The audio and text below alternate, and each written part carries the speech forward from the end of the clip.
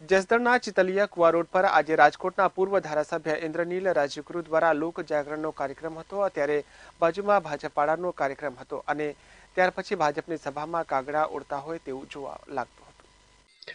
રાજકોટના પૂર્વ ધારાસભ્ય ઇન્દ્રનીલ રાજગુરુ દ્વારા લોક જાગરણ અને લોક ડાયરાનો પ્રોગ્રામ જસદણ તાલુકાના ગામડે ગામડે કરવામાં આવી રહ્યો છે।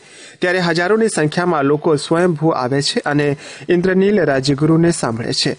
લોક જાગરણ એટલે લોકોના હિતની વાત લોકોમાં જાગૃતિ આવે તેવા હેતુથી પોતાના ખર્ચે લોક ડાયરો તેમજ લોક જાગરણનો કાર્યક્રમ કરવામાં આવે છે। આ લોક ડાયરામાં જે રૂપિયા આવે તે રૂપિયા જે તે ગામને ગૌશાળા હોય તે ગાય માતાને નિરણ માટે આપી દેવામાં આવે છે। એક જગ્યા પર એક વ્યક્તિને મંજૂરી મળી હોય ત્યારે તે સમયે તે જગ્યાએ બીજા વ્યક્તિને સભાની મંજૂરી નથી મળતી। લોક જાગરણ વાળાએ પ્રથમ મંજૂરી લીધી હતી ત્યારે ભાજપ વાળાએ સત્તાનો ઉપયોગ કરી અને મંજૂરી લીધી હતી। એકબીજાને આવડાએ સ્ટેજ ગોઠવવાની મંજૂરી હતી, તેમ છતાં ભાજપ વાળાએ આવડચંડાઈ કરી ઇન્દ્રનીલભાઈની સભાની બાજુમાં માઇક ગોઠવ્યા હતા। તેમ છતાં ઇન્દ્રનીલભાઈની સભામાં હજારોની સંખ્યામાં લોકો ઉમટી પડ્યા હતા। ત્યારે બાજુમાં ભાજપની સભામાં કાગડા ઉડતા હતા। એક બાજુ ઇન્દ્રનીલભાઈ લોકોમાં જાગૃતિ આવે તે માટે લોક જાગરણના કાર્યક્રમ કરી રહ્યા છે। ત્યારે ભાજપાળા જસદણ મધ્યસ્થ કાર્યાલય ખાતે થોડા દિવસ પહેલા ભવાઈનો કાર્યક્રમ ગોઠવ્યો અને લોકોના મત લેવા માટે નાચગાનનો કાર્યક્રમ ગોઠવ્યો હતો। ત્યારે લોકો મૂંઝાઈ ગયા હતા અને વાતો કરતા હતા કે ભાજપાળાએ આ શું ભવાઈ આદરી છે। ભાજપાળા જીત્યા પછી નકરી ભવાઈ કરશે તો અમને મત ન અપાય તેવી પણ લોકોના મુખે ચર્ચા થઈ રહી હતી। ભાજપાળા ભવાઈ કરી અને નાચગાન કરાવી શું સાબિત કરવા માંગે છે? આ ભવાઈથી લોકોનું શું ભલું થવાનું પણ આ લોકોના મુખે ચર્ચાઈ રહ્યું છે। તમે કોંગ્રેસ કે ભાજપ એમ ઈચ્છો છો એટલે લોકો કોંગ્રેસ અથવા તો ભાજપ પાસે જ કોઈ પણ સારા માણસને ભાઈસાબી કરવા જવું પડે એની બદલે ઘરે જઈને સૂઈ જાય છે। અપક્ષ હોય તો પણ સારા માણસને મત આપવો જોઈએ। આ અમારી લોકશાહીમાં લોક જાગરણની વાત છે।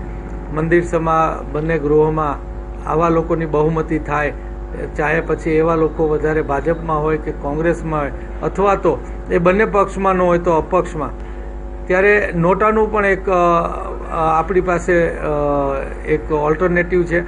તમે નોટાને જો જાજા મત આપો તો એ ઉમેદવારો બધા ઉમેદવારી ન કરી શકે અને ફરીવાર ચૂંટણી થાય। આ અમારી લોકશાહીમાં લોક જાગરણની અમારી વાત હોય છે। થોડા દિવસ પહેલા ભાજપના જસદણ કાર્યાલયમાં ભવાઈનો કાર્યક્રમ કરવામાં આવ્યો હતો, તો ભવાઈનો કાર્યક્રમથી શું ફાયદો? એટલે ભાજપના કાર્યાલયમાં ભવાઈનો કાર્યક્રમ કરવામાં આવ્યો હતો। હવે ભાજપ ભવાઈ જ કરી શકે ને, એટલે આખા દેશમાં ભવાઈ નથી કરતા। ગજબના આંખની ભવાઈ થઈ છે। પછી નોટબંધીના સ્વરૂપમાં હોય કે રફાઇલના સોદામાં હોય કે બેરાજગોરના પેપર કૌભાંડમાં હોય કે શિક્ષણની ફીમાં હોય કે પછી આપણે પોલીસના ભ્રષ્ટાચારમાં ડૂબેલી પોલીસ, કલેક્ટર તંત્ર ડૂબેલું ભ્રષ્ટાચારમાં, આ ભાજપ સરકારની જ ભવાઈ કહી શકાય। એટલે એ લોકો ભવાઈ જ કરી શકે। આપણા કાર્યક્રમથી દૂર બાજુમાં ભાજપનો કાર્યક્રમ હતો, ના કાગડા ઉડતા આપણે વધારે પબ્લિક હતી, એ બારામાં